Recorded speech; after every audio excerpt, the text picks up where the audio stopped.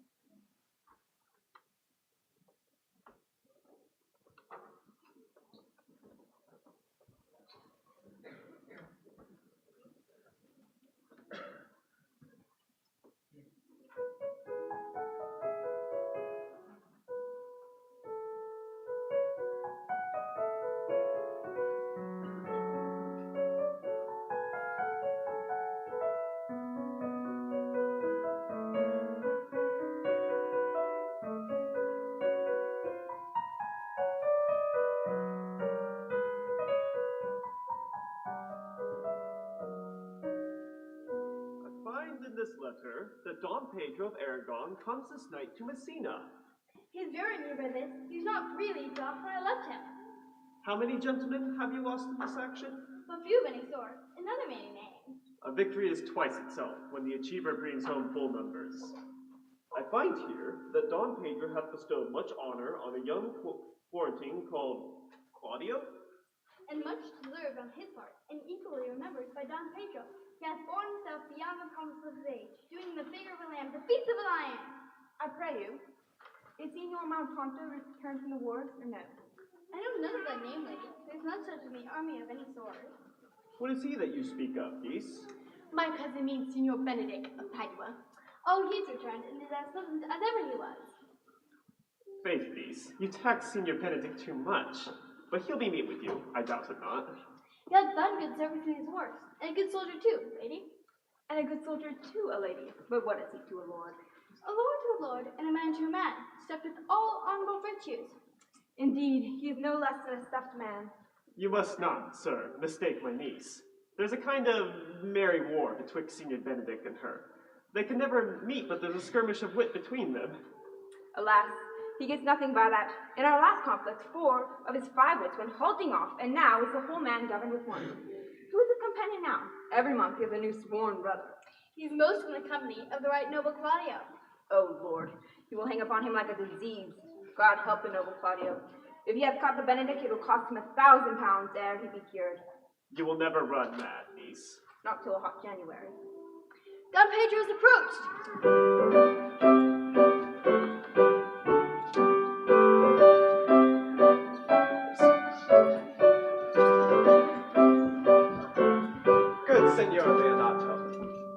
Come to meet your trouble. The fashion of the world is to avoid costs, and you encounter it. Never came trouble to my house in the likeness of your grace. For trouble being gone, comfort should remain. But when you depart from me, sorrow shall abide, and happiness takes his leave. You embrace your charge too willingly. I think this is your daughter? Her mother hath many times told me so. Were you in doubt, sir? Did you ask her? Signor Benedict? No, for them were you a child. If Signor Leonato be her father, she would not have his head on a short floor of Messina, as like him as she is. I wonder that you will still be talking, Signor Benedict. Nobody marks you. What? My dear Lady Disdain, are you yet living? Is it possible that Disdain should die when she has such meat food to feed as Signor Benedict? Courtesy itself must convert to disdain when you come in her presence. Then is courtesy a turncoat. But it is certain I'm loved of all ladies. Only you excepted. And I would I could find it in my heart that I'm not a hard heart, for truly I love none. A dear happiness to women, else they be troubled with a pernicious suitor. I thank God in my cold blood I am of your humor for that. I'd rather hear my dog bark at a crow than a man swear he loves me. God keep your ladyship still in that mind. So some gentleman or other shall escape a predestinate scratched face. Scratching could not make a worse turn such a face as yours were. Well, you are a rare parent teacher. A bird of my tongue is better than a beast of yours. I would my horse have the speed of your tongue, and so good continue. But keep your way, in God's name I have done. You always end with a jade's trick. I know you of old. Signor Claudio and Signor Benedict, my dear friend Leonato hath invited you all to stay here at the least a month, and he heartily prays some occasion may detain us longer. I dare swear he is no hypocrite, but prays from his heart. If you swear, my lord, you shall not be forsworn. Let me bid you welcome, my lord. Being reconciled to the prince your brother, I owe you all duty. I thank you. I'm not of many words, but I thank you. Please at your grace, lead on. We will go together.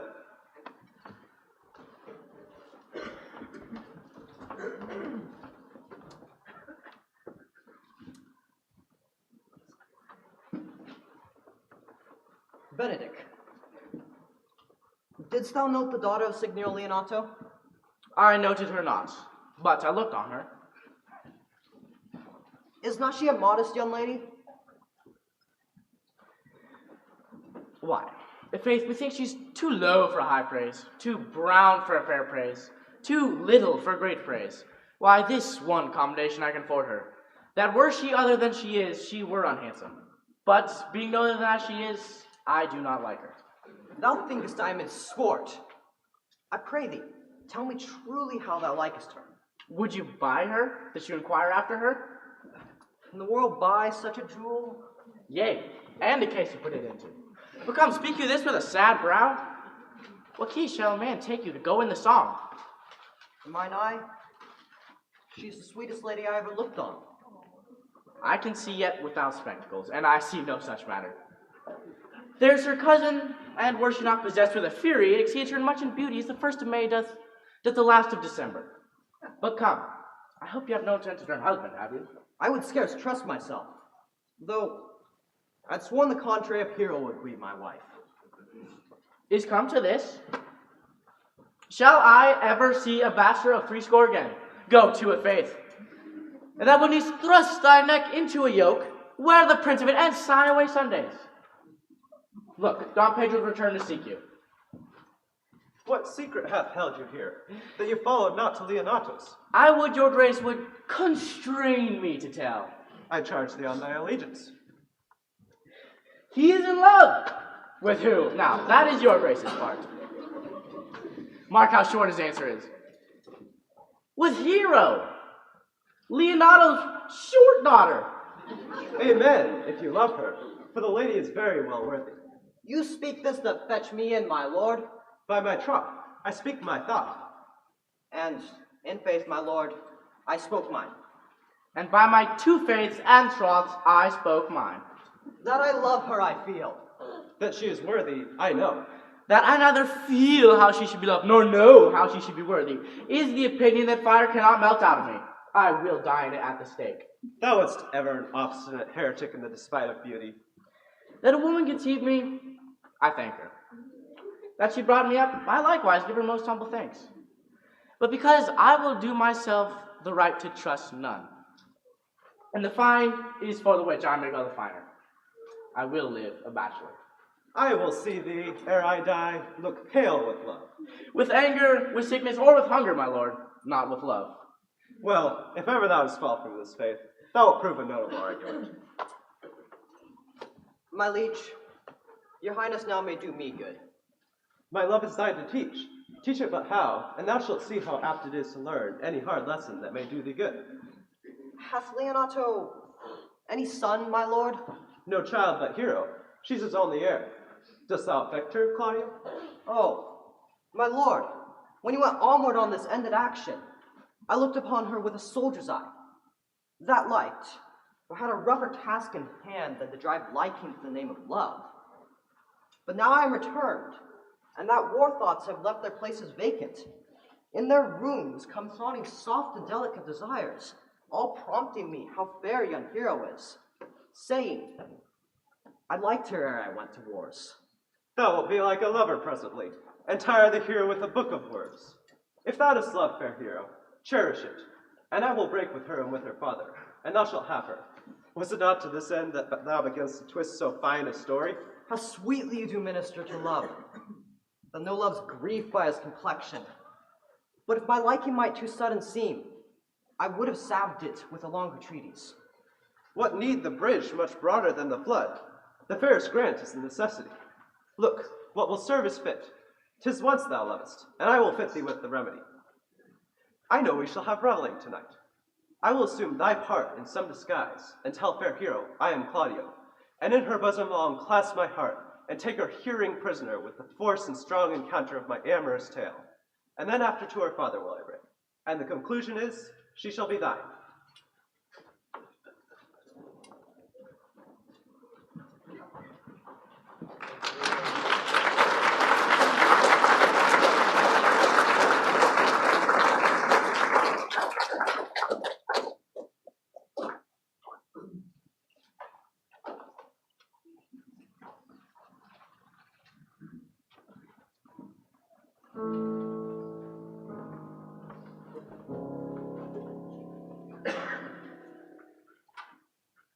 My lord, why are you thus out of measure sad? There is no measure in the occasion that breathes, therefore sadness is without limit. You have of late stood out against your brother, and he had taken you newly into his grace. For it is impossible you should take true root but by the fair weather that you make yourself. It is needful that you frame the season for your own harvest. I had rather be a canker in a hedge than a rose in his grace. And it better fits my blood to be disdained of all than to fashion a carriage to rob love from any. In this, though, I cannot be said to be a flattering, honest man. It must not be denied, but I am a plain-dealing villain. I am trusted with a muzzle, and therefore I have decreed not to sing in my cage. If I had my mouth, I would bite. If I had my liberty, I would do my liking. In the meantime, let me be that I am, and seek not to alter me. Can you make no use of your discontent? I make all use of it, for I use it only. Who comes here? What news, Verrocchio? I came yonder from a great supper. The prince your brother is royally entertained by Leonato, and I can give you intelligence of an intended marriage. Will it serve for any model to build mischief on? Marry, it's your brother's right hand. Who? The most exquisite Claudio? Even he. He wishes to marry Hero, the daughter and heir of Leonato. I heard it agreed upon that the prince should woo Hero for himself, and having obtained her, give her to Count Claudio. Come, come. This may prove good food to my displeasure. That young startup hath all the glory of my overthrow. If I can cross him any way, I will bless myself every way. You are both sure and will assist me? To the death, my lord.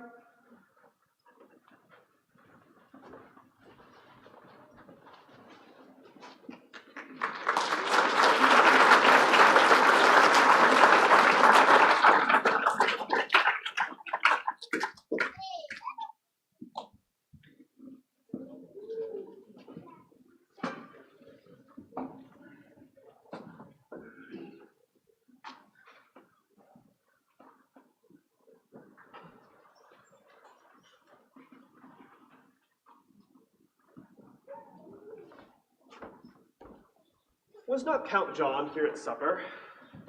I saw him not. How partly that gentleman looks. I can never see him but that I am heartburned an hour after. He has a very melancholy disposition. You were an excellent man that were made just in the midway between him and Benedict. The one too much like an image and says nothing, and the other too much like my lady's eldest son, evermore tattling. By my troth, niece, thou wilt never get thee a husband if thou be so shrewd of thy tongue. In Spain, she is too cursed. I pray upon my knees every morning and evening. Lord, I cannot endure a husband with a beard on his face. I'd rather lie in the woolen. You may light on a husband that hath no beard. What should I do with him? Dress him in my apparel and make him my waiting gentlewoman? No, he that hath a beard is more than a youth, and he that hath no beard is less than a man. And he that is more than a youth is not for me, and he that is less than a man, I'm not for him. Well, niece, I trust you will be ruled by your father. Yes, faith, 'tis my cousin's duty to make a courtesy and say, Mother, as it please you. But for all that, cousin, let him be a handsome fellow, else make another courtesy and say, Mother, as it please you. Well, niece, I hope to see you one day fitted with a husband. Not till God make men of some other metal than earth. Would it not grieve a woman to be overmastered by a piece of valiant dust? To make an account of her life to a clod of wayward marl? No, uncle, I'll none. Adam's sons are my brethren, and truly I hold it a sin to match my kindred. The revelers are entering.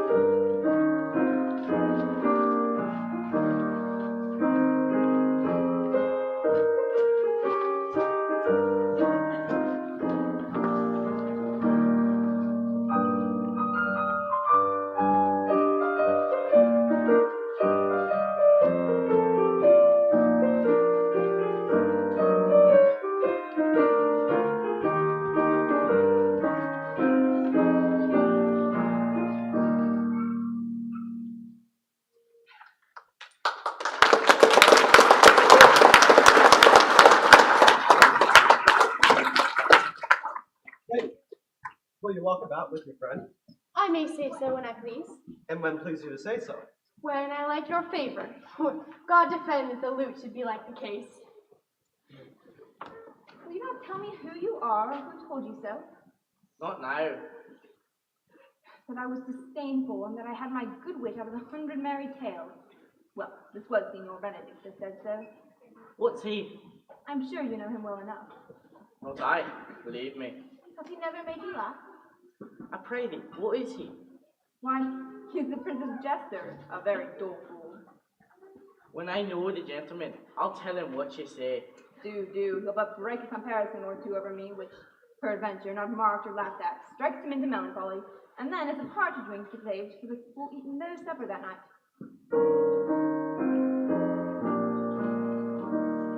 Come, we must follow the leaders. In every good thing.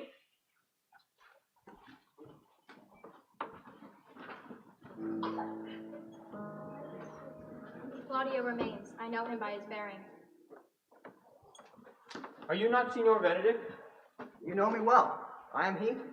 Signor, you are very near my brother in his love. He is enamored on Hero. I pray you dissuade him from her. She is no equal for him in her birth.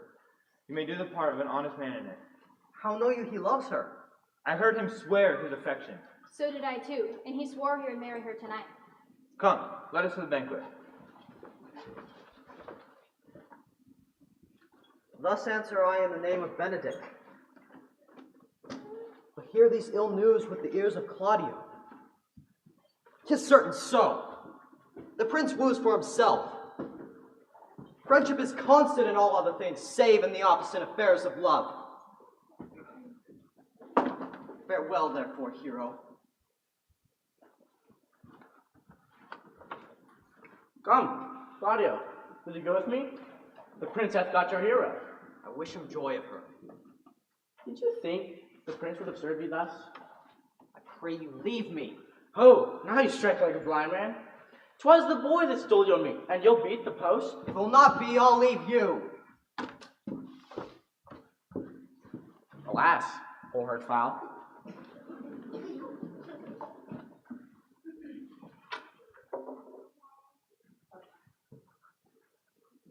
But that my lady Beatrice should know me, and not know me. The prince is fooled. Ha! It may be I go into that tower because I am married. Yea, so I'm apt to do myself wrong. I am not so reputed. It is the base, the bitter disposition of Beatrice that puts all the world into her person and so gives me out. Well, I'll be revenged as I may. The lady Beatrice hath a quarrel to you. The gentleman that danced with her told her she was much wronged by you. Oh, she misused me past the endurance of a block. An oak with one green leaf would have answered her. My very mask began to assume life in Schole with her. She told me, not knowing that I'd been myself, that I was the prince's jester, that I was duller than a great thaw, huddling jest upon jest with such impossible conveyance that I stood like a man at the mark, with a whole army shooting at me. She speaks poniards, and every word stabbed. Why, if her breath were as terrible as her terminations, there were no living near her. She would infect it to the North Star. Come, talk not of her. I would God some scholar would conjure her. For certainly while she is here, a man may live as quietly in hell as in a sanctuary. Indeed, all disquiet, horror, and perturbation follow her. Look, here she comes. Will your grace command me any service to the world's end? I will go now to the slightest errand to the Antipodes. I will fetch you a toothpicker from the furthest inch of Asia, bring you the length of Prester John's foot, fetch you a hair off the great Cham's beard, do you any emissage to the pygmies, rather than hold 3 words conference with this harpy. Will your grace command me no service? None but to desire your good company. Oh, sir, here's a dish I love not. I cannot endure my lady tongue. Come, lady, come. You have lost the heart of Signor Benedict. Indeed, my lord, he lent it me a while, and I gave him use for it. A double heart for a single one, marry. He won it before me by false dice, therefore your grace may well say I have lost it. You have put him down, lady. You have put him down. So I wouldn't he should do me, lest I prove the mother of fools. I brought Count Claudio, whom you have sent me to seek. Why? How now, Count? Wherefore are you sad? Not sad, my lord. How then? Sick? Neither, my lord. The Count is neither sad, nor sick, nor merry, nor well, but civil, Count. Civil as an orange, and something of that jealous complexion.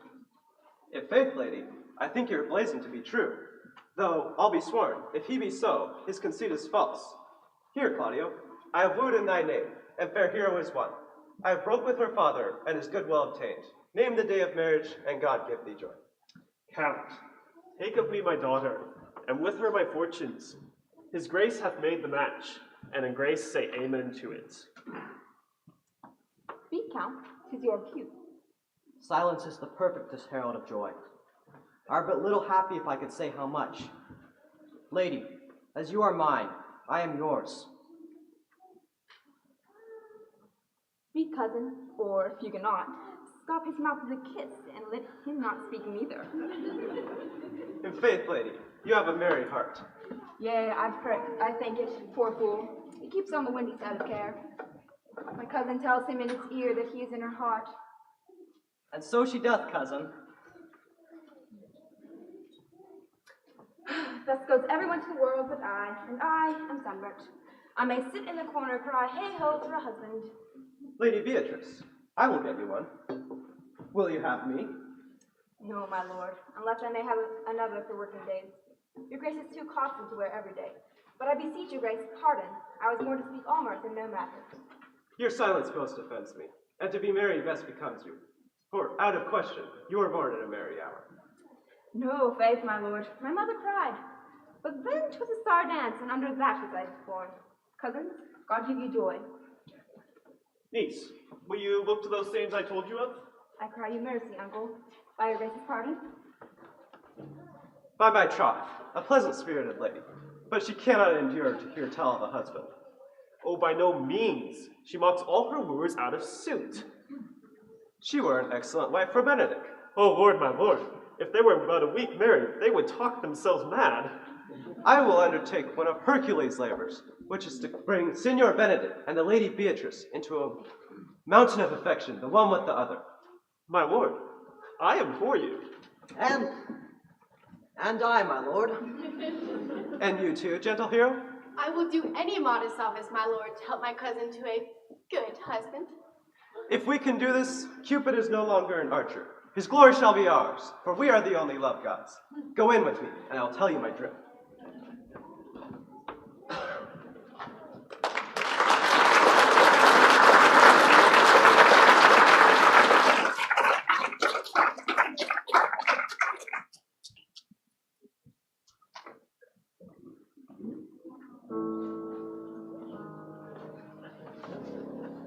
It is so. The Count Claudio shall marry the daughter of Leonato. Yea, my lord, but I can cross it.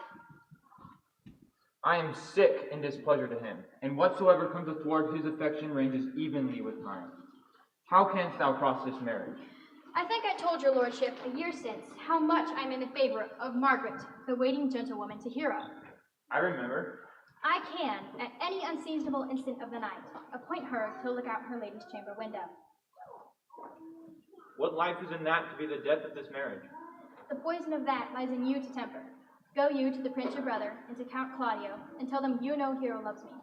They will scarcely believe this without trial, so they will see me at her chamber window, hear me call Margaret Hero, and hear Margaret term me Claudio.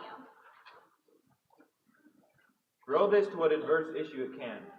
I will put it into practice. Be cunning in the working this, and thy fee is 1,000 ducats.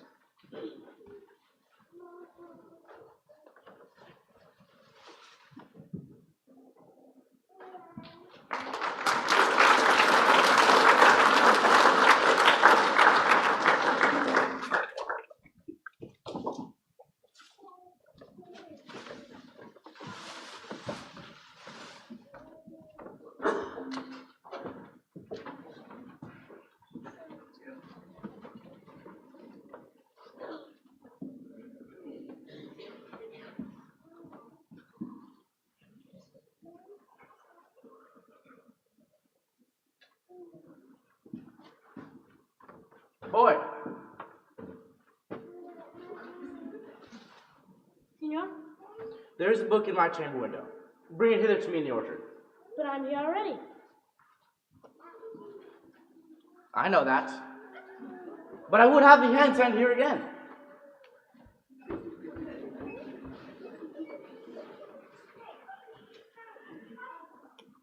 I do much wonder that one man, seeing how much another man is a fool, when he dedicates his behaviors to love, will, after he hath laughed at such shallow follies as others, become the argument of his own scorn by falling in love. And such a man is Claudio. I've known when there was no music with him but the drum and the fife, and now will he rather hear the tabor and the pipe. I've known when he would walk 10 miles afoot to see a good armor, and now will he lie 10 nights awake copying the fashion of a new doublet. Shall I be so converted to see with these eyes? I cannot tell. I think not. One woman is fair, yet I am well. Another's wise, yet I am well. Another virtuous, yet I am well. But till all graces be in one woman shall not come in my grace. Rich shall she be, that's certain. Wise, or I'll none. Mild, or come not near me. Virtuous, or I'll never cheapen her. Of a good discourse, and an excellent musician. And her hair shall be of what color, please God. Ha! The prince in Monsieur Love. I'll hide me in the arbor. Come, shall we hear this music? Yea, my good lord. How still the evening is, as hushed on purpose to grace harmony. See you where Benedict hath hid himself? Oh, very well, my lord. Come, Balthazar, we'll hear that song again. Yea, good my lord, tax not such a bad voice to slander music any more than once. I pray thee sing, and let me woo no more. Since you talk of wooing, I will sing. Since a wooer doth come into suit to her he thinks not worthy, yet he woos. Yet will he swear he loves? Now, pray thee, come, or if thou hold longer your argument, do it in notes. Note this before my notes. There is not a note of mine that is worth noting. Why, these are very crotchets, say he speaks. Note, notes, forsooth, and nothing.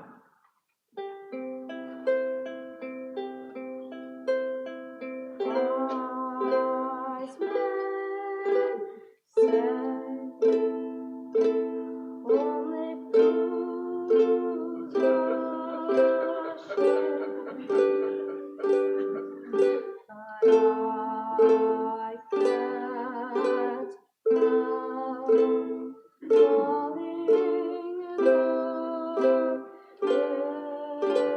with you. By my troth, a good song. And an ill singer, my lord. Ha, no, faith, thou singest well enough for a shift.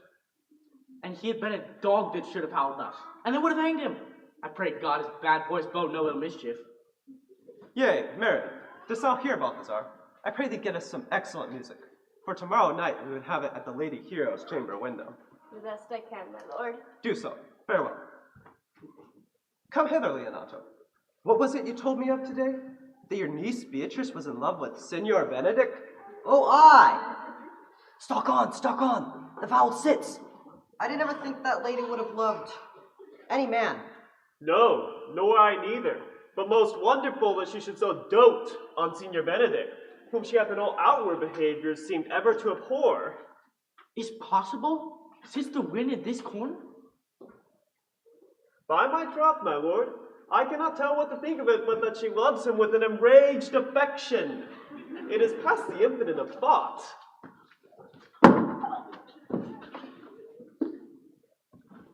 Why, what effects of passion shows she? What effects, my lord? She will sit you. You heard my daughter tell you how. She did indeed. How, pray you? You amaze me. I would have I thought her spirit had been invincible against all assaults of affection. I would have sworn it had, my lord, especially against Benedict. I should think this of gold, but that the grey-bearded fellow speaks it. He has taken the infection. Hold it up. Hath she made her affection known to Benedict? No, and swears she never will. That's her torment.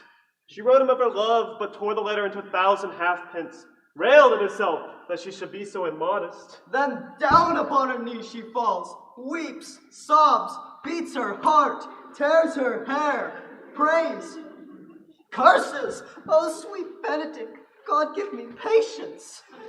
It were good that Benedict knew of it by some other, if she will not discover it. To what end? He will but make sport of it and torment the poor lady worse. And he should, it were an alms to hang him.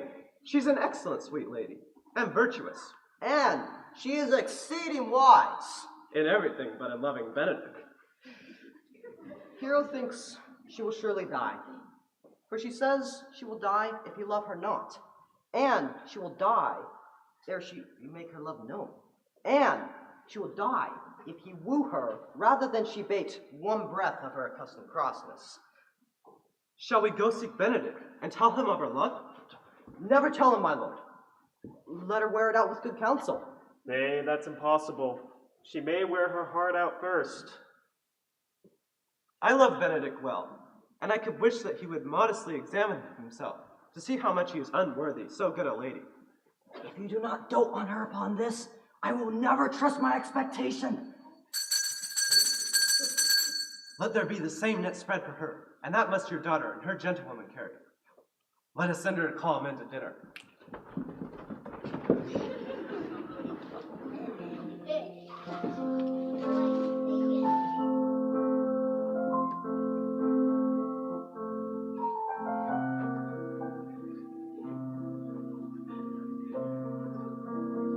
This can be no trick. The conference was sadly born. They have the truth of this from Hero. They seem to pity the lady. It seems her affections have their full bent. I hear how I am censured. They say I'll bear myself proudly if I perceive the love come from her. They say, too, that she would rather die than give any sign of her affections. I did never think to marry. I must not seem proud. Happy are they that can hear the attractions and put them to mending. They say the lady is fair. 'Tis true, I can bear them witness. And virtuous, 'tis so, I cannot reprove it. And wise, but for loving me, there's no addition to her wit. Nor no argument of her folly, for I will be horribly in love with her. I may chance have some odd quirks and remnants of wit broken on me, because I've railed so long against marriage. But doth not the appetite alter? A man loveth the meat in his youth, he cannot endure in his age. Shall quips and sentences and these paper bullets of the brain awe a man from career of his liking? No! The world must be peopled! When I said I would die a bachelor, I did never think I would live till I were married. Ah, here comes Beatrice. By this day, she's a fair lady. I do spy some marks of love in her.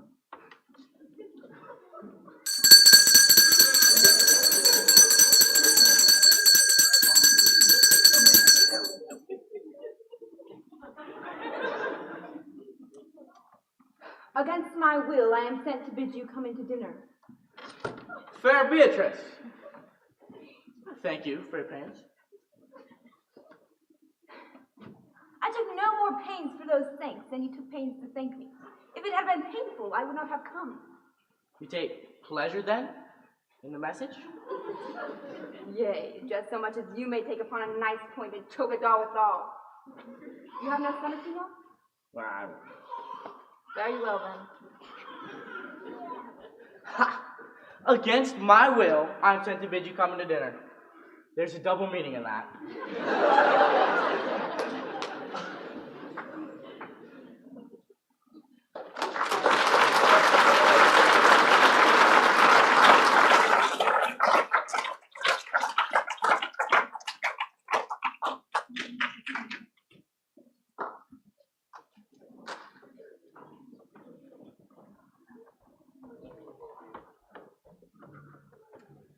Margaret, run thee to the parlor. There shalt thou find my cousin Beatrice proposing with the Prince and Claudio. Whisper her ear and tell her that I and Ursula walk in the orchard, and our whole discourse is all of her. Say that thou overheardst us, and tell her, bid her steal into the pleached bower. There will she hide her to listen our purpose. This is the office. Fare thee well in it, and leave us alone. Don't make her come, I warrant you. Now, Ursula, as we do trace this alley up and down, our talk must only be of Benedict. When I do name him, let it be thy part to praise him more than ever man did merit. My talk to thee must be how Benedict is sick in love with Beatrice. Of this matter is little Cupid's crafty arrow made, that only wounds by hearsay. But now begin, for look where Beatrice like a lapwing runs close by the ground to hear a conference. The pleasant angling is to see the fish, cut with their golden oars the silver stream, and greedily devour the treacherous bait. So angle we for Beatrice, who even now is couched in move uncovered to her. Fear you not from my part, that. Then go we near her, that her ear lose nothing of the false sweet bait that we lay for it. No, truly, Ursula, she is too disdainful. I know her spirits are as coy and wild as haggard with rock. But are you sure that Benedict loves Beatrice so entirely? So says the prince and my betrothed lord. And did they bid you tell her of it, madam? They did entreat me to acquaint him of it, but I persuaded them, if they loved Benedict, to wish him wrestle with his affection, and never to let Beatrice know of it. Why did you so? Doth not the man deserve such a goodly woman as Beatrice? Oh, God of love, I know he doth deserve as much as may be yielded to a man. But nature never framed a woman's heart to prouder stuff than that of Beatrice. Disdain and scorn rise sparkling in her eyes, misprizing what they look on, and her wit values itself so highly that to her all matter else seems weak. She cannot love. Sure, I think so. And therefore certainly it were not good she knows love, lest she make sport at it. Why, you speak truth. I never yet saw man, how wise, how noble, how young, how rarely featured. But she would spell him backward. So turns she every man the wrong side out, and never gives to truth and virtue that which simpleness and merit purchase. Sure, such carping is not commendable. No, not to be so odd in formal fashions as Beatrice is, cannot be commendable. But who dare tell her so? If I should speak, she would mock me into air. She would laugh me out of myself. Therefore, let Benedict, like covered fire, consume away in sighs, waste inwardly. 'Twere better death than die with mocks, which is as bad as die with tickling. Yet tell her of it and hear what she will say. No. Rather, I will go to Benedict and counsel him to fight against his passion. Truly, I'll devise some honest slanders to stain my cousin with. One doth not know how much an ill word may poison liking. Oh, do not do your cousin such a wrong. She could not be so much without true judgment, having so swift and excellent wit as she is prized to have, as to refuse so rare a gentleman as Senior Benedict. He is the only man that fits thee, always excepting my dear Claudio. I pray you, madam, be not angry with me, speaking my fancy. Senior Benedict, for shape, bearing, argument, and valor, goes foremost in report throughout Italy. Indeed, he hath a very good name. His excellence did earn it ere he had it. She's the one as I warrant you. You have caught her, madam. If it proves so, then loving goes perhaps. Some cupids kill with arrows, some with traps.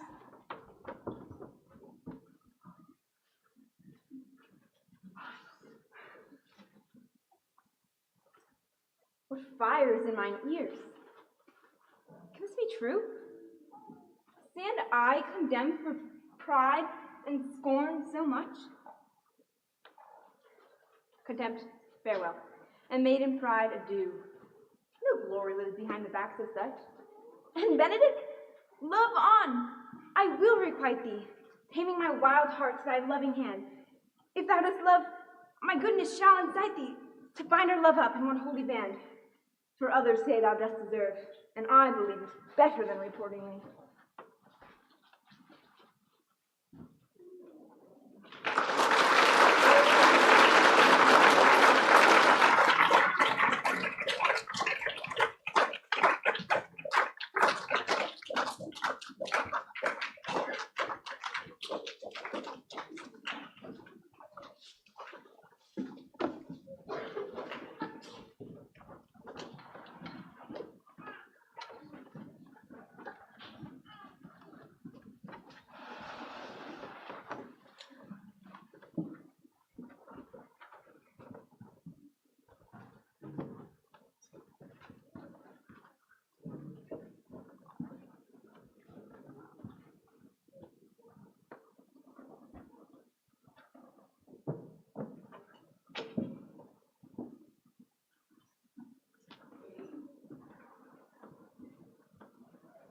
I do but stay till your marriage be consummate, and then go I toward Aragon. I'll bring you thither, my lord, if you vouchsafe me. Nay, that will be as great a soil in the new gloss of your marriage as to show a child his new coat, and forbid him to wear it. I will only be bold with Benedict for his company, for from the crown of his head to the sole of his foot, he is all mirth. He hath cut Cupid's bowstring twice or thrice, and the little hangman dare not shoot at him. He hath a heart as sound as a bell, and his tongue is the clapper. For what his heart thinks, his tongue speaks. I have the toothache. Draw it. Hang it. You must hang it first and draw afterwards. What? Sigh for the toothache? Anyone can master grief, but he that has it. Yet say I, he is in love.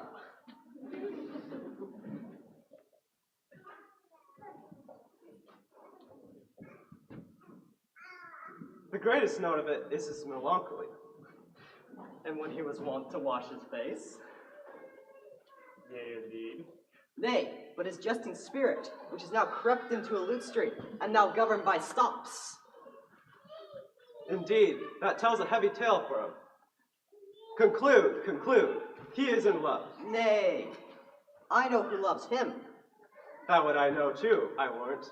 One that knows him not. Yes, and his ill conditions, and in despite of all, dies for him.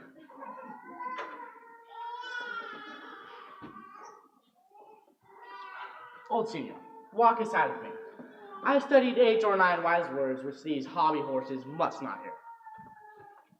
On my life, to break with him about Beatrice. 'Tis even so. Hero and Margaret by this have played their parts with Beatrice, and then the two bears will not bite one another when they meet. My lord and brother, God save you. Good den, brother. If your leisure served, I would speak with you. In private? If it please you, yet Count Claudio may hear, for what I would speak of concerns him. What's the matter? Means your lordship to be married tomorrow. You know he does. I know not that when he knows what I know. If there be any impediment, I pray you discover it. Why? What's the matter? I came hither to tell you the lady is disloyal. Who? Hero? Even she, Leonato's hero, your hero, every man's hero. Disloyal? The word is too good to paint out her wickedness. I could say she were worse.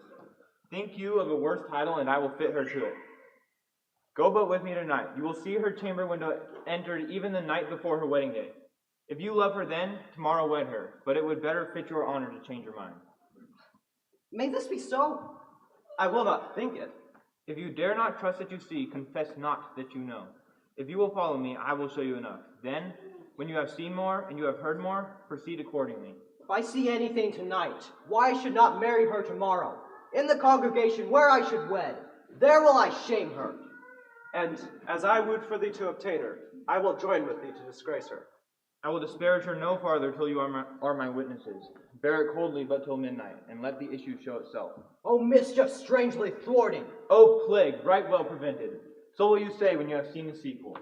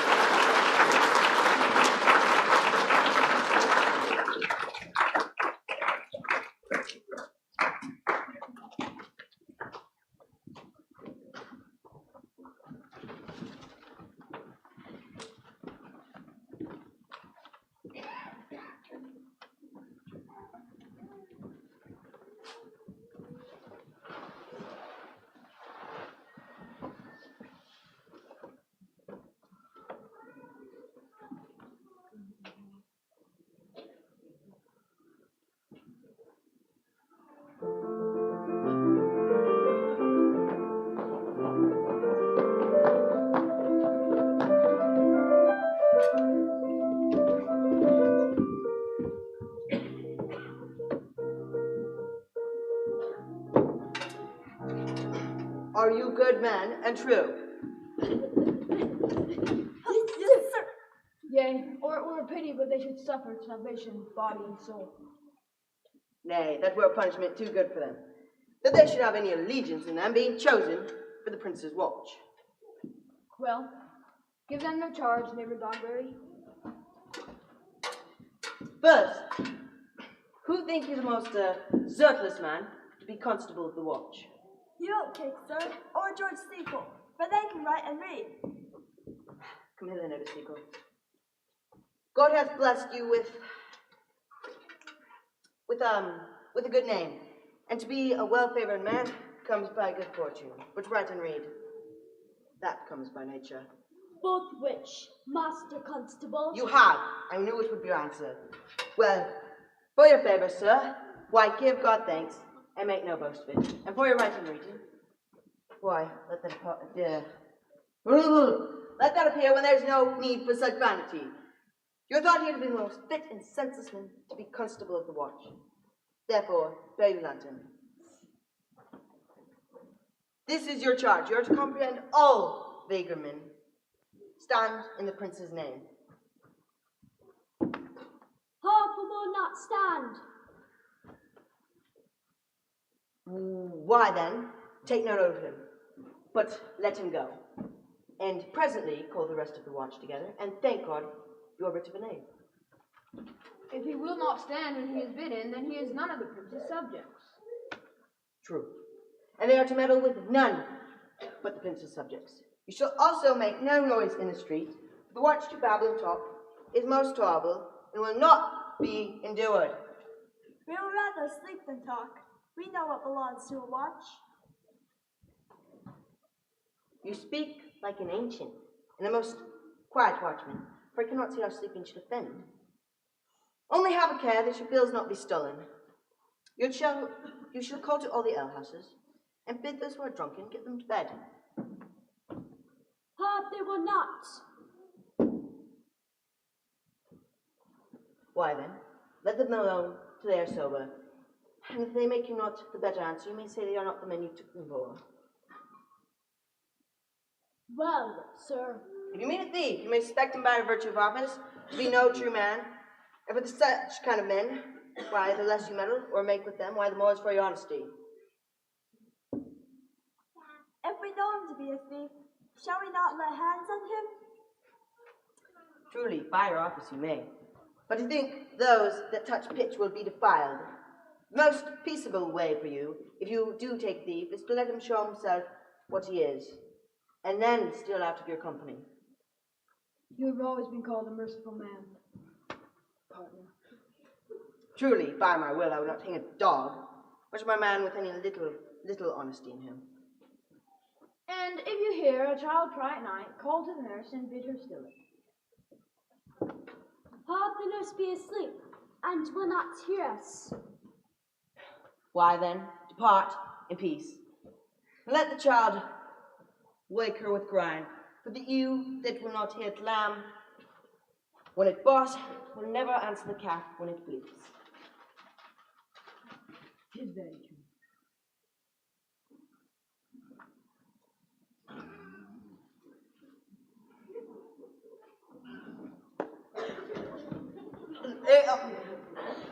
Well, masters, good night, and there be any matter of weight chance, call up me, and keep your fellow consuls and yourself. Good night. Come, neighbor. Well, Matthew, we hear a charge. Let's sit here upon the church bench too, then all together.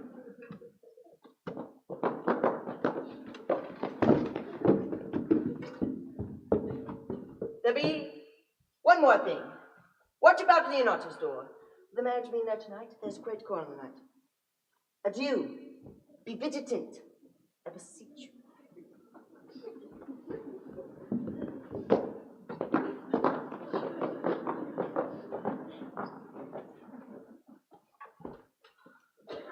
What, Conrad? Conrad, I say. Here, man, I'm at thy elbow. Standing close then under this penthouse, for it drizzles rain, and I will, like a true drunkard, utter all to thee. Come choose it, masters. You stand close. Therefore know I have earned of Don John 1,000 ducats. Is it possible that any villainy should be so dear? I wonder at it. That shows thou art unconfirmed. Thou knowest that the fashion of a doublet or a hat or a cloak is nothing to a man. Yes, it is apparel. I mean the fashion. Yes, the fashion is the fashion. Tush, I may as well say the fool's the fool. But thou knowest that, but seest thou not what a deformed thief this fashion is? I know that deformed. He's been a vile thief for 7 years. He goes up and down like a gentleman. I remember his name. Didst thou not hear somebody? No, 'twas the man in the house. Seest thou not, I say, what a deformed thief this fashion is? How giddily it turns all the hot bloods between 14 and 5 and 30? All this I see, and I see that the fashion wears out more apparel than the man. But art not thou thyself giddy with the fashion too, that thou hast shifted out of thy tale into telling me of the fashion? Not so neither. But know that I have tonight wooed Margaret, the Lady Hero's gentlewoman, by the name of Hero. She leans me out at her chamber window and bids me 1,000 times good night. I tell this tale vilely. But first I should tell thee how the Prince Claudio and my master, planted, placed, and possessed by my master Don John, did see afar off in the orchard this amiable encounter. And thought they Margaret was Hero? They did. Away went Claudio enraged, swore he would meet her as appointed the next morning, and there before the whole congregation shame her with what he saw o'ernight, and send her home again without a husband. We charge you in the prince's name, stand. Call up the right master constable. We have here recovered the most dangerous piece of lead that ever was known in the Commonwealth. And one the form is one of them. Masters. You be made me to form forth, I warned you. Masters. Never speak. We charge you, let us obey you to go with us. Come, we'll obey you.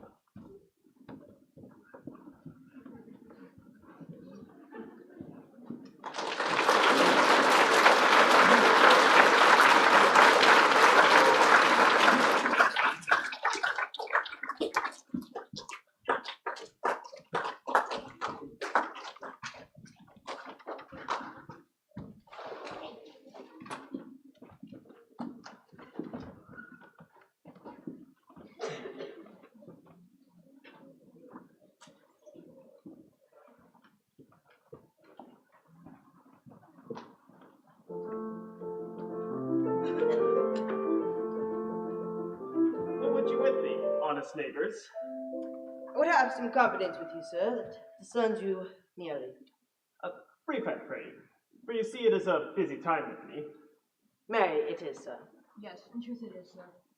What is it, my good friends? Good man Burgess, sir, speaks a little off matter.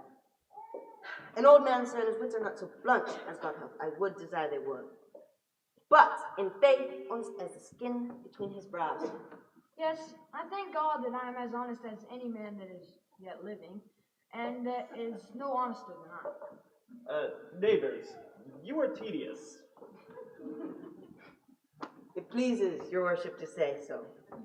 But we are the poor duke's officers. But for mine own part, if I was as tedious as a king, I could find it in my heart to bestow it all on your worship. All my tediousness on me, ah? I would fain know what you have to say. Very, sir. Our watch has, expecting your worship's presence, taken a couple of errant knaves as minister. One word, sir. A watch have comprehended 2 auspicious persons, and we would this morning have them examined before your worship. Take their examination yourself and read it me. I am now in great haste, as it may appear unto you. It shall be sufficient. Drink some wine ere you go. Fare you well. Go, good partner. Go get you to Francis Seagull. Bid him bring his pen and inkhorn, and meet me at the jail. We are now to examination tonight. And we must do it wisely.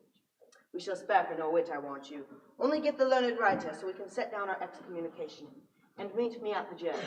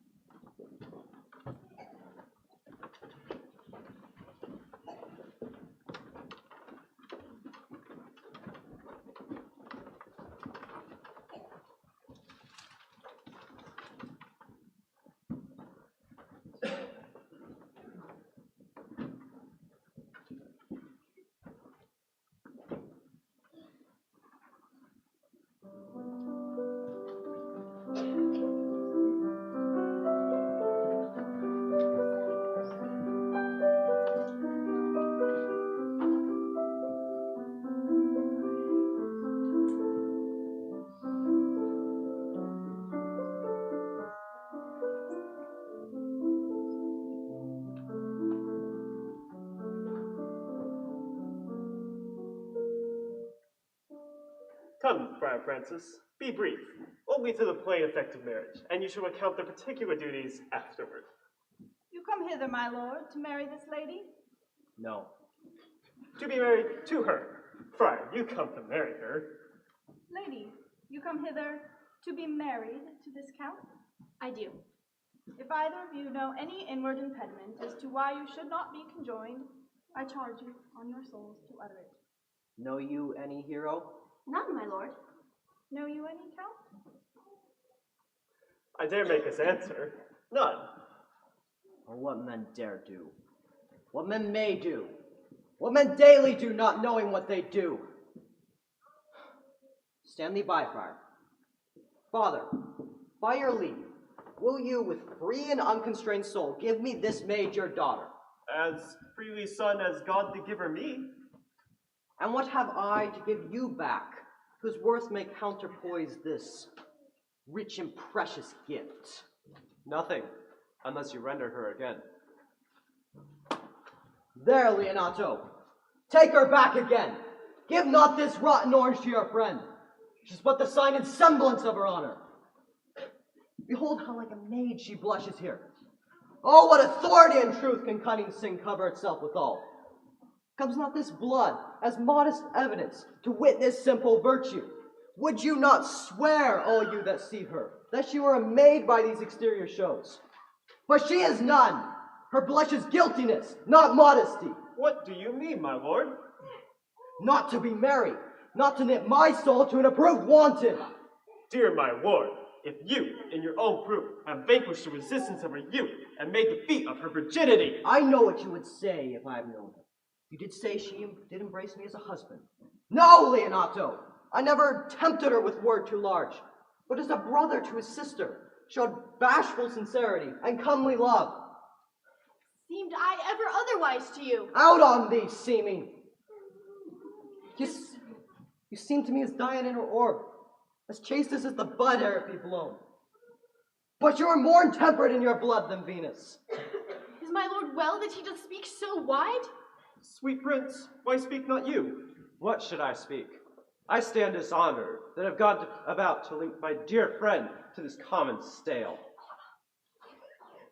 Aren't these words spoken, or do I but dream? Sir, they are spoken, and these things are true. Oh, God defend me, what kind of catechizing call you this? Make you answer truly to your name. Is it not Hero? Who can blot that name with any just reproach? Marry, that can Hero. Hero itself can blot out Hero's virtues. What man was he talked with you yesternight, out at your window betwixt 12 and 1? I talked with no man at that hour, my lord. Why, then you are no maiden. Leonato, I am sorry you must hear. Upon mine honor, myself, my brother, and this grieved count did see her, hear her, at that hour last night, talk with a ruffian at our chamber window, who hath indeed, most like a liberal villain, confessed the vile encounters they have had 1,000 times in secret.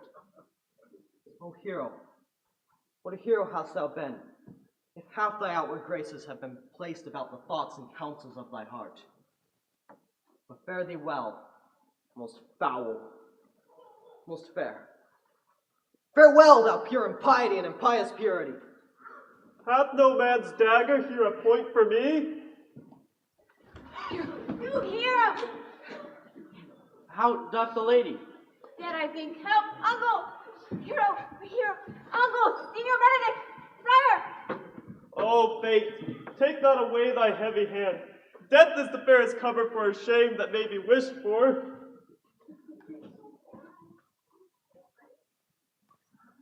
Come now, cousin Hero. Have comfort, lady. Dost thou look up? Yea, wherefore should she not? Wherefore? Why doth not every earthly thing cry shame upon her? Can't you here deny the story that is printed in her blood? Do not live, hero. Do not ope thine eyes. For, did I think thou wouldst not quickly die, thought I thy spirits were stronger than thy shames. Myself would, on the rearward of reproaches, strike at thy life. Sir, be patient. For my part, I am so tired and wonder I know not what to say. On my soul, my cousin is belied. Lady, were you her bedfellow last night? No, truly not. Although until this last night, I have this 12 months been her bedfellow. Confirmed. Oh, that a stronger maid which was before barred up with ribs of iron.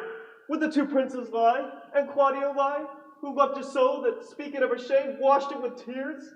Hence from her, let her die! Hear me a little, for I have only been silent so long, and given way unto this course of fortune. By noting of the lady, I have marked 1,000 blushing apparitions to start into her face. 1,000 innocent shames in angel whiteness beat away those blushes. And in her eye there hath appeared a fire to burn away the errors that these princes hold against her maiden truth. Call me a fool, trust not my reading nor my observation, which with experimental seal doth warrant the tenor of my book. Trust not my age, my reverence, calling, nor divinity, if this sweet lady lie not here guiltless under some biting error. Friar, it cannot be. Thou seest the only grace that she hath left is that she will not add to her damnation a sin of perjury. She not denies it. Lady, what man is you are accused of? They know that do accuse me, I know none. If I knew more of any man than which maiden modesty doth warrant, let all my sins lack mercy. O my father, prove you that any man with me converse at hours unmet, or that I maintain the exchange of words with any creature. Refuse me, hate me, torture me to death. There is some strange misprison in these princes. 2 of them have the very bent of honor. And if their wisdoms be misled in this, the very practice of it lives in John the Bastard, whose spirits toil in frame of villainies. I know not. If they speak but truth of her, these hands shall tear her. If they wrong her honor, the proudest of them shall well hear of it. Pause a while, and let my counsel sway you in this case. Your daughter here, the princess left for dead. Let her be secretly kept in, and publish it that she is dead indeed. Maintain a mourning ostentation, and on your family's old monument, hang mournful epitaphs, and do all rites that appertain unto a burial. What shall become of this? What will this do? Mary, this well carried shall on her behalf change slander to remorse. That is some good. But not for that came I on this strange course, but on this travail look for greater birth. She dying as it must be so maintained, upon the instant that she was accused, shall be lamented, pitied, and excused of every hearer. For it so falls out that what we have we prize not to the worth whiles we enjoy it, but being lacked and lost, why then we rack the value. Then we find the virtue that possession would not show us whiles it was ours. So will it fare with Claudio. When he shall hear she has died upon his word, the idea of her life shall sweetly creep into his study of imagination, and every lovely organ of her life shall come apparelled in more precious habit than when she lived indeed. Then shall he mourn and wish he had not so accused her. Let this be so, and doubt not that success will fashion the event in better shape than I can lay it down in likelihood. Signor Leonato, let the friar advise you. Being that I flow in grief, the smallest twine may lead me on. 'Tis well consented. Come, lady, die to live. This wedding day is perhaps but prolonged. Have patience and endure.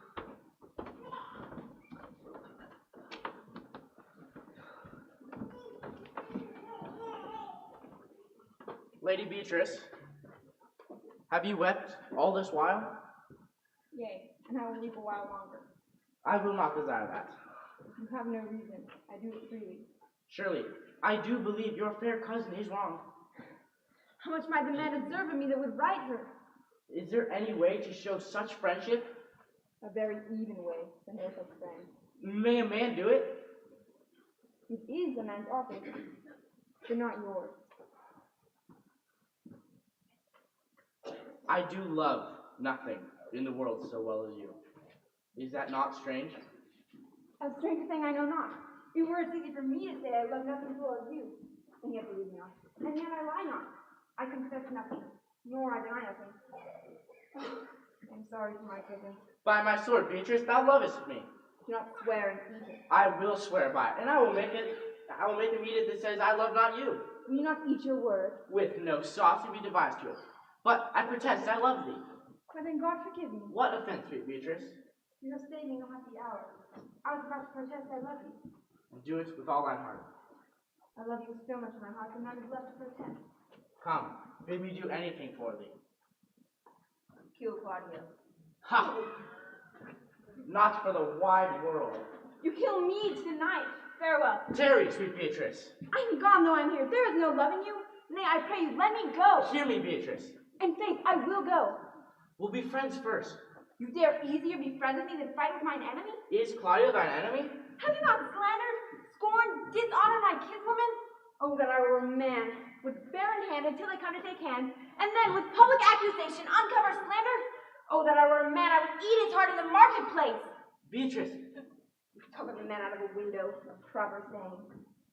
Sweet hero, she is wrong, she is slandered, she is undone. Oh, I cannot be a man with wishing, therefore I will die a woman with breathing. Tarry, sweet Beatrice. By this hand, I love thee. And use it for my love in some other way than to swear by.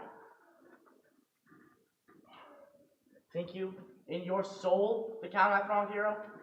Yea, as sure as I have a thought or a soul. Enough.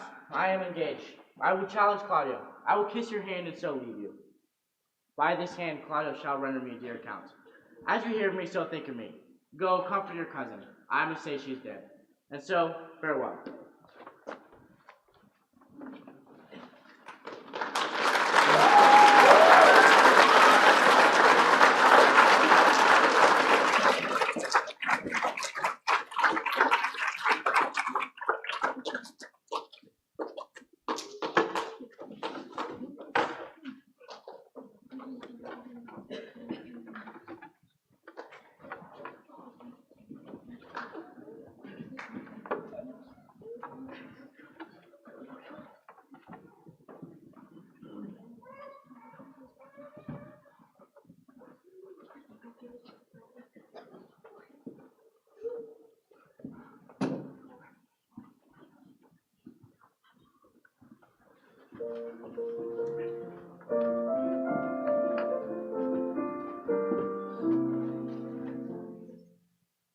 Is our whole assembly appeared?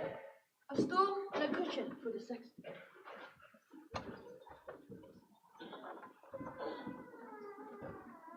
Which be the malefactors? Mary, that I am, and my partner. Nay, that is certain. We have an exhibition to examine. Which of the offenders are to be examined? Let them come before Master Constable. Yea, Mary, bring them before me. What is your name, friend? Baraccio. Pray, write down Baraccio. Yours, Signor?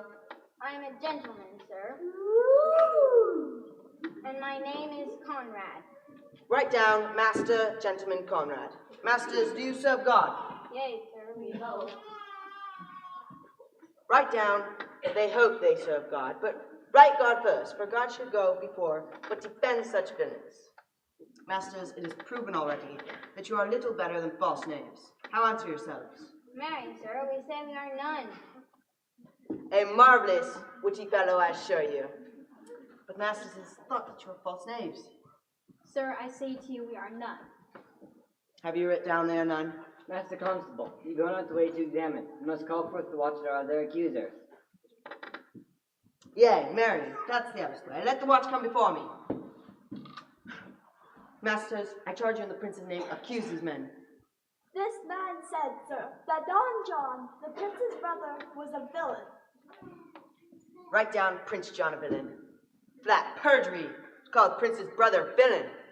What heard you him say else? Mary, they received 1,000 ducats of Don John for accusing the lady hero wrongfully.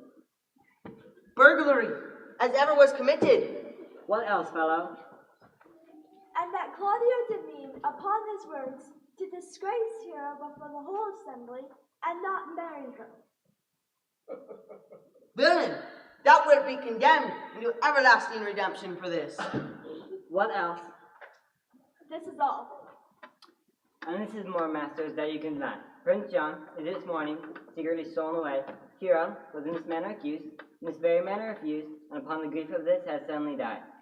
Master Constable, let these men be bound and brought to the Inados. I'll go before and show them their examination. Come, find them, thou naughty varlet. Away! You are a donkey. You are a donkey!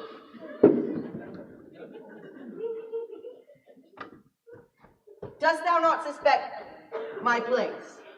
Dost thou not suspect my ears? Oh, that he were here to write me down a donkey. But masters, remember not that I am a donkey. Though it not be writ down, I am a donkey. Know thou, villain, thou art full of piety, and will be gone to be thought so shortly of you, by good witness. I am a wise fellow, and which is more, an officer, and which is more, a householder, and which is more, a pretty piece of flesh, as ever was in Messina. A wise fellow, or not, go to. And one that knows the law. Again, go to. Oh, bring him away. Oh, that have been writ down a donkey.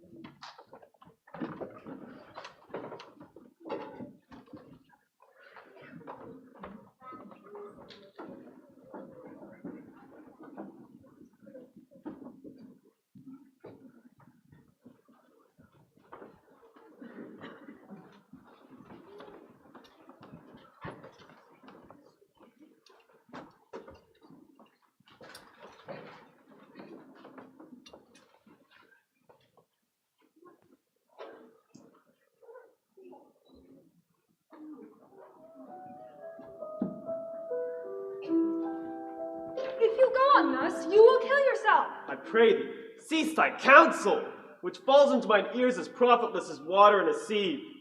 Give not me counsel, nor let no comforter delight mine ear, but such a one whose wrongs do suit with mine.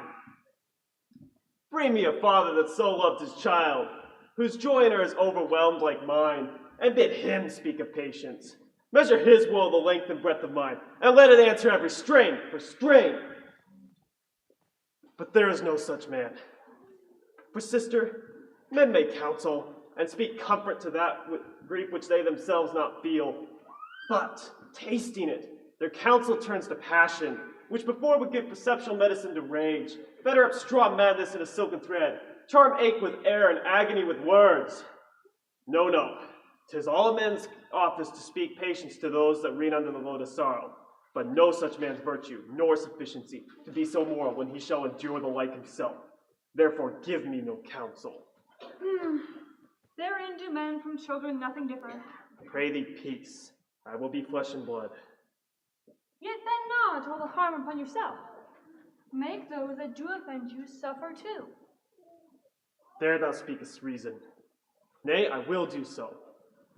My heart doth tell me that Hero is belied, and that shall Claudio know. So shall the prince and all of them that thus dishonor her. Here comes the prince and Claudio hastily. Good day, good day. Good day to both of you. Hear you, my lords. We have some haste, Leonato. Some haste, my lord? Well, fare you well, my lord. Are you so hasty now? Well, all is one. Nay, do not quarrel with us, good old man. If he could rot himself with quarreling, some of us would lie low. Who wrongs him? Mary, thou dost wrong me, thou disassembler, thou. Nay, never lay thy hand upon thy sword. I fear thee not. Mary, beshrew my hand if I should give your age such cause of fear. In face, my hand meant nothing to my sword. Tush, tush, man. Never fleer nor jest at me. I speak not as a dotard nor fool, as under privilege of age to brag of things I've done being young, or what would do were I not old. No, Claudio, to thy head, that has so wronged mine innocent child and me, that I'm forced to lay my reverence by, and, with gray hairs and bruise of many days, do challenge thee to trial of a man. I say, thou hast belied mine innocent child. Thy slander hath gone through and through her heart, and she lies buried with her ancestors.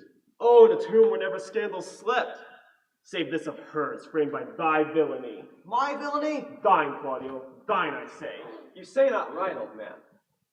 My lord, I'll prove it on his body if he dare, despite his nights spent in active practice, his May of youth and bloom of lusty heart. Away! I will not have to do with you. Canst thou daff me? Thou hast killed my child! If thou killst me, boy, thou shalt kill a man. Leonato, we will not wake your patience. My heart is sorry for your daughter's death, but on my honor, she was charged with nothing but what was true and very full of proof. My lord! I will not hear you. No. Come, sister, away. I will be heard. See, here comes the man we went to seek. Now, Signor, what news? Good day, my lord. Welcome, Signor. You have come to part almost a fray. We'd like to have had our two noses snapped off by an old man without teeth. Leonato, what thinkest thou? Had we fought, I doubt we should have been too young for him. In a false quarrel, there is no true valor. I came to seek you both. We have been up and down to seek thee. We are high-proof melancholy, and would fain have it beaten away. Wilt thou use thy wit? It is in my scabbard. Shall I draw it? As I am an honest man, he looks pale. Art thou sick or angry? Sir, you shall charge me to use my wit, and I shall meet you in the career. I pray you, choose another subject. By this light, he changes more and more. I think he be angry indeed. Shall I speak a word in your ear? God bless me from a challenge. Thou art a villain. I jest not. I will make it good how you dare with what you dare and when you dare. Do me right, or I will protest your cowardice. You have killed a sweet and innocent lady. Come, let me hear it from you. Well, I will meet you. Fare you well, boy, you know my mind. I will leave you now to your gossip-like humor. You break jests as braggarts do their blades, which, God be thanked, hurt not. My good lord, for your many courtesies I thank you. I must discontinue your company. You have among you killed a sweet and innocent lady. and your brother John the Bastard is fled from Messina. And for my lord Lackbeard there, he and I shall meet. But till then, peace be with him. He is in earnest. Most profound earnest. And I warned you for the love of Beatrice. And hath challenged thee? Most sincerely. But stop you. Let me be. Did he not say my brother was fled?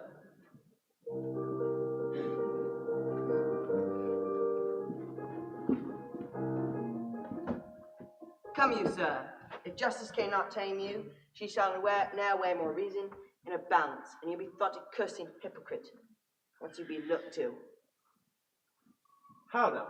What offense have these men done? Marry, sir, they have committed false report. Moreover, sir, they are slanderers. 6, and lastly, they have belied a lady. Thirdly, they have verified unjust things, and to conclude, they are lying knaves. Firstly, I ask thee, what's their offense? Thirdly, I ask thee why they are committed. 6, and lastly, what you lay to their charge. Rightly reasoned, and in his own division. And by my troth, there's one meaning well suited. What offense have you done, masters, that you are thus bound to your answer?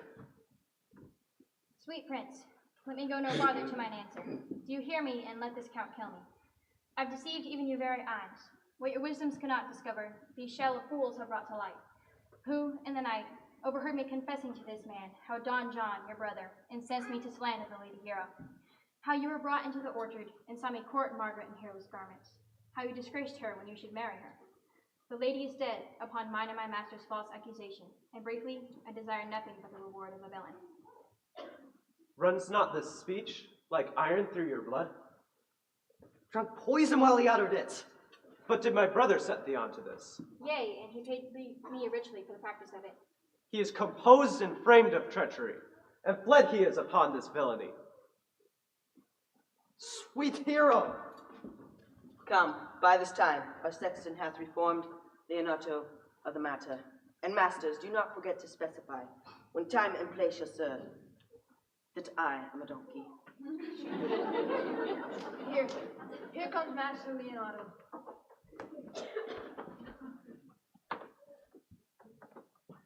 Art thou the villain that with thy breath hast killed mine innocent child? Yea, even I alone. Nay, not so, villain. Thou beliest thyself. Here stand a pair of honorable gentlemen. A third is fled that had a hand in it. I thank you, princes, for my daughter's death. Record it with your high and worthy deeds. I know not what to say. Yet I must speak. Choose your revenge yourself. Impose me to what penance your invention can lay upon my sin. Yet sinned I not, but in mistaking. On my soul, nor I. And yet, to satisfy this good old man, I will bend under any heavy weight that he'll enjoin me to. I cannot bid my daughter live. That were impossible. But I pray you both, possess the people in Messina here how innocent she died. And if you can labor aught in sad invention, paint her an epitaph upon her tomb, and seen it to her bones, seen it tonight. Tomorrow morning, come you to my house, and since you could not be my son-in-law, be yet my nephew. My sister hath a daughter, almost a copy of my child that's dead. Give her the right that you should have given her cousin, and so dies my revenge. Oh, noble sir, your overkindness doth bring tears from me. I do embrace your offer, and dispose for henceforth of poor Claudio. Tomorrow, then, I will expect your coming. Tonight I take my leave. Moreover, sir, which is indeed not under white and black, this plaintiff here, the offender, did call me donkey. I beseech you, let it be remembered in his punishment. I thank thee for thy care and thy honest pains. God save the foundation. There's for thy pains. God keep your worship. Go! I wish your worship well. I discharge thee of thy prisoners, and I thank thee. God keep your worship, and I wish your worship well. And there be any merry meeting of us, God prohibit it. Come, neighbor.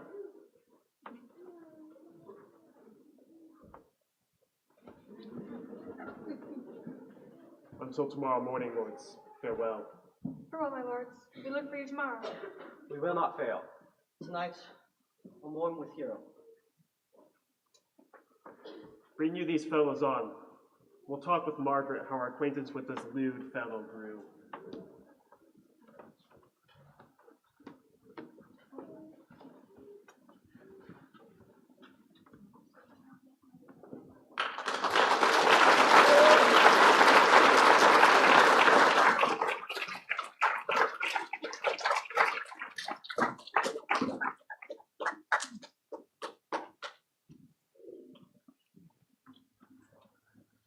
Sweet Mistress Margaret, deserve well at my hand by helping me to the speech of Beatrice.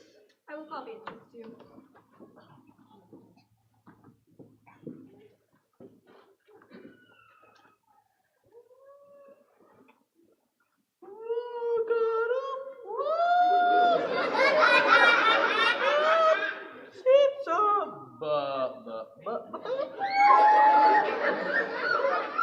And knows me. Knows me. How pitiful I deserve. I mean in singing. But in loving, Leander the good swimmer, Troilus the first implorer of panders, and a whole bookful of these quondam carpet mangers, whose names yet run evenly in the smooth road of a blank verse. Alas, their names have never been so truly turned over and over as my poor self in love. Mary, I cannot show it in rhyme. I've tried. I can find out no rhyme to lady, but baby. An innocent rhyme. For scorn, horn. A hard rhyme. And for school, fool. A babbling rhyme. No, I was not born under rhyming planet, nor can I woo in festival terms. Fair Beatrice, wouldst thou come when I called thee? Yea, my lord, and depart when you bid. Oh, stay but till then. That is spoken. Very well now. And yet, ere I go, let me go with that which I came, which is the knowledge of what has passed between me and Claudio. Only foul words, and therefore I will kiss thee. Foul words is foul wind, and foul wind is foul breath, and foul breath is noisome, therefore I will depart only kiss. Thou hast frighted the word out of his right sense, so forcible is thy wit. But I must tell thee plainly, Claudio undergoes my challenge, and either I must hear from shortly, or I will subscribe him a coward. But tell me, for which of my bad parts thou first fall in love with me? For them all together, which maintain such a politic state of evil that they would admit no good parts to intermingle with them. But for which of my good parts did you first suffer love from me? Suffer love, a good epithet. I do suffer love, for indeed, I love thee against my will. In spite of thy heart, I think. Alas, poor heart. If you will spite it for my sake, I will spite it for yours, for truly I will never love that which my friend hates. Thou and I are too wise to read peaceably. But tell me, how doth your cousin? Very ill. And how do you? Very ill too. Serve God, love me and men. And there will I leave you to, for here comes one in haste. Madam, you must come to your uncle. It is proved my lady Hero has been falsely accused, then Prince and Claudio mightily abused, and Don John is the author of all, who is fed and gone. Will you come presently? Will you hear this news, Signor? I will live in thy heart, die in thy lap, and be buried in thine eyes. And, moreover, I will go to thine uncle.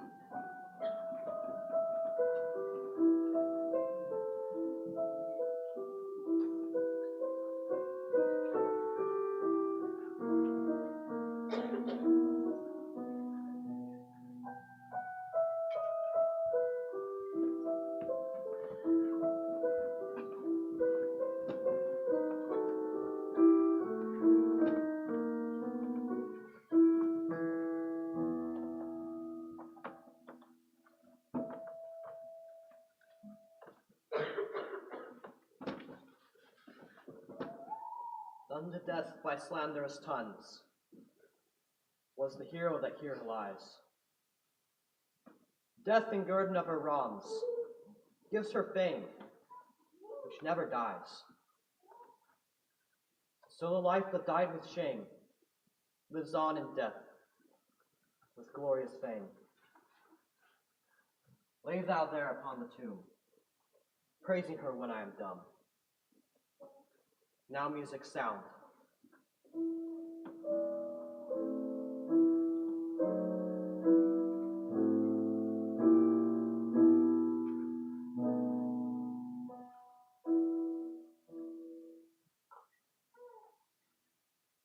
Now unto thy bones. Good night. Yearly will I do this right. Good morrow, masters. Put your torches out. The wolves have preyed, and look, the gentle day before the wheels of Phoebus round about dapples the drowsy east with spots of gray. Thanks to you all, and leave us.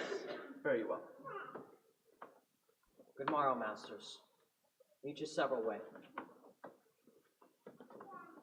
Come, let us hence, and put on other dress, and then to Leonatus will we go.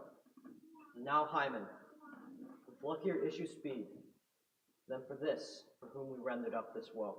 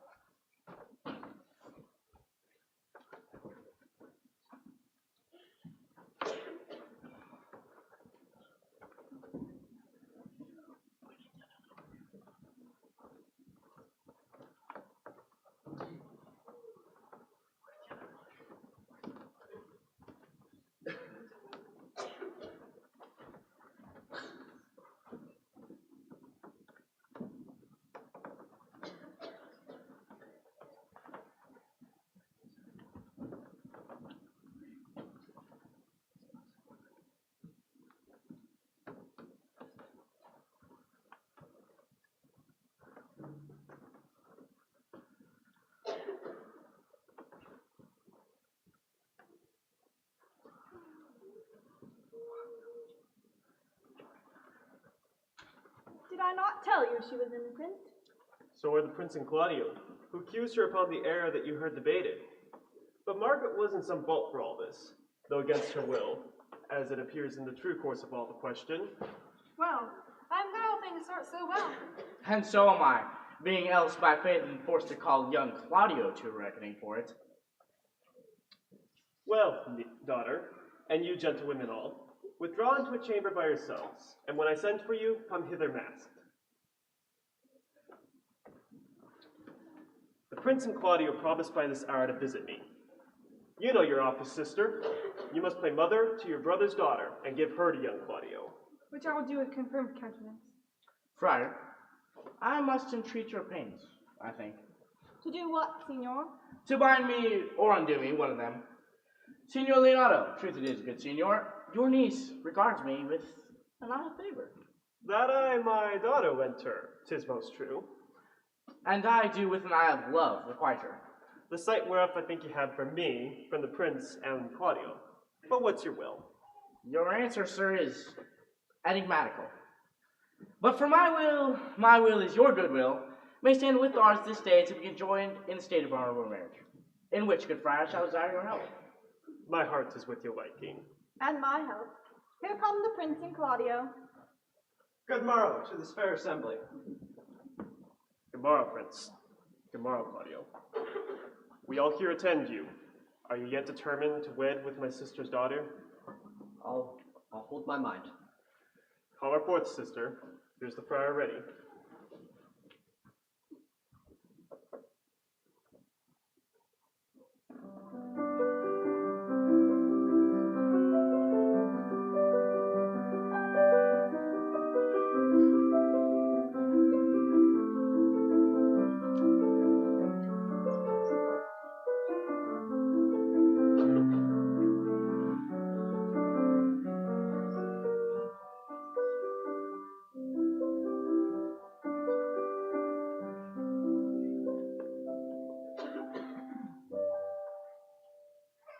Which is the lady I must seize upon?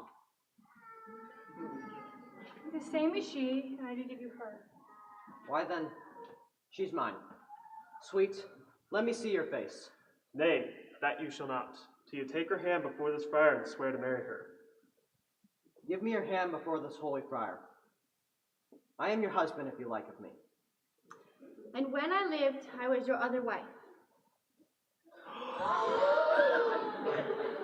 And when you loved, you were my other husband. Another hero? One hero died defiled, but I do live. And as surely as I live, I am a maid. Hero that is dead? She died, my lord, but whilst her slander lived. All this amazement can I abate. When after these holy rites are ended, I'll tell you largely of fair hero's death. Meantime, let wonder seem familiar, and to the chapel let us presently.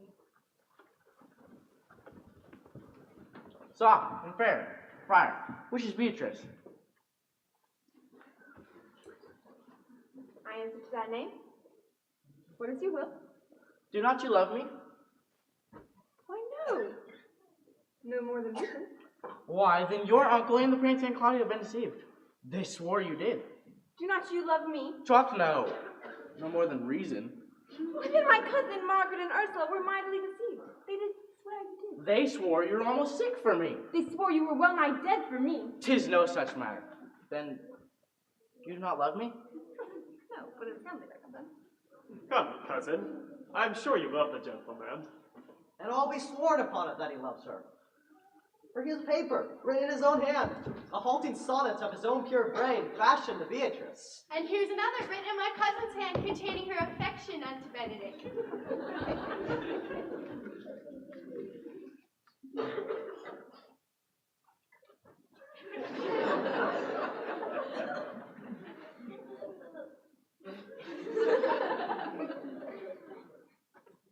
A miracle. Here's our own hands against our hearts. Come, I will have thee, but by this light I will take thee for pity. I would not deny you, but by this day I yield upon great persuasion, and partly to save your life, for I was told you were in a consumption. Peace. I will stop your mouth.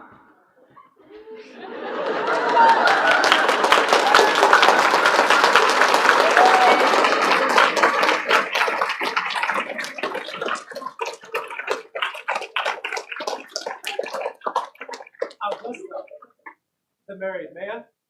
I'll tell thee what, Prince. The College of Wit Crackers cannot flout me out of my humor. In brief, since I do purpose to marry, I will think nothing to any purpose the world can devise to say against it. And therefore, never flout at me, for I have said against it. For man is a giddy thing, and this is my conclusion. For thy part, Claudio, I did think to have beaten thee, but in that thou art like to be my kinsman, live unbruised and love my cousin. I'd well hope thou wouldst have denied Beatrice, that I might have cudgeled thee out of thy single life. Come, we are friends. And let's have a dance ere we are married, to lighten our own hearts and our wives' heels. We'll have dancing afterward. First of my word. Therefore, play music. Prince, thou art sad. Get thee a wife. Get thee a wife. My lord, your brother John is 10 in flight and brought armed men back to Messina. Think not on him till tomorrow. I'll devise some brave punishments for him. Therefore, strike up, pipers.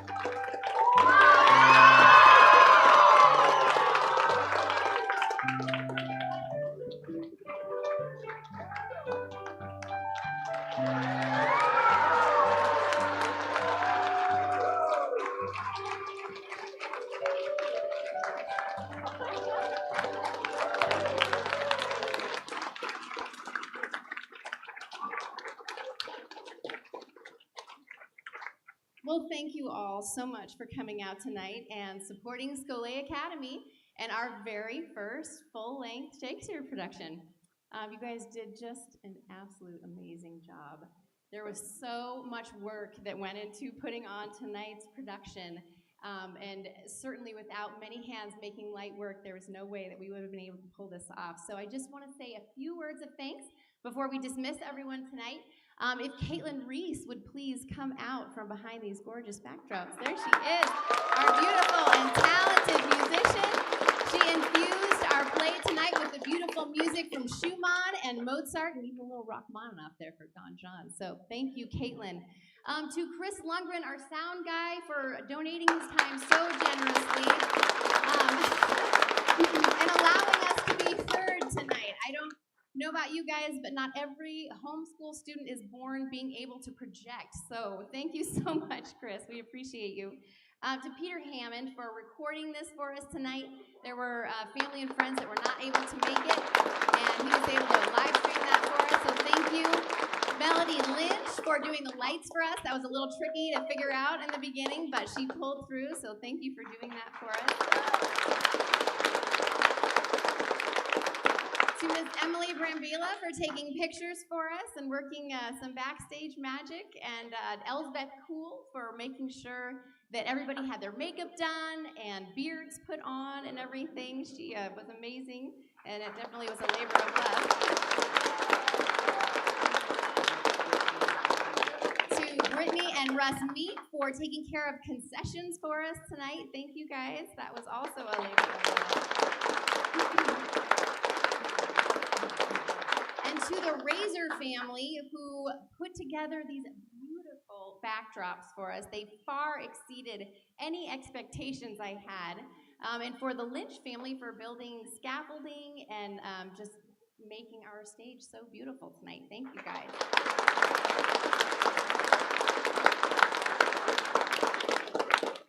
Jenny Stevens for putting together our programs and making shirts for us. Making sure we were all fed during dress rehearsals. Thank you, Jenny, for doing that.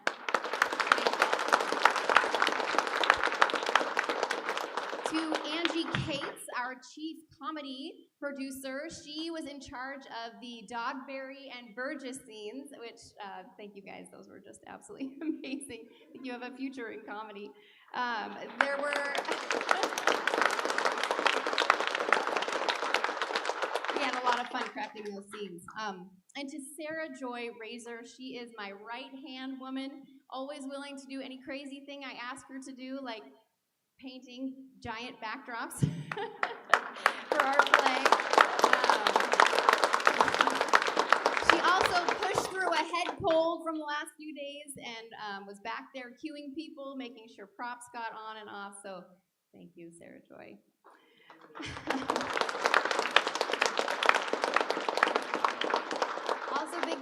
Maddie Lynch for the original artwork that she did for our programs and our playbills and our t-shirts. She's our Margaret over here on the side. That's beautiful.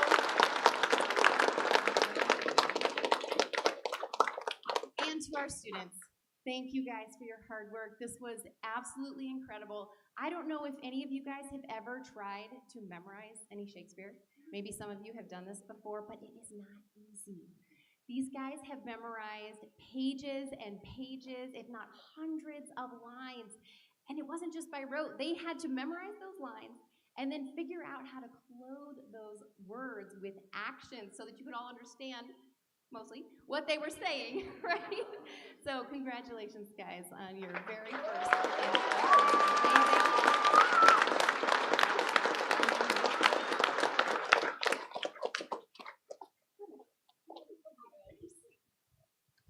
and finally, to you, our community, you guys absolutely exceeded any expectations I had for attendance tonight. So thank you all for coming out. I know there are 100 other things you could do on a Tuesday night, but you decided to come out and support your local homeschool community. So we appreciate you.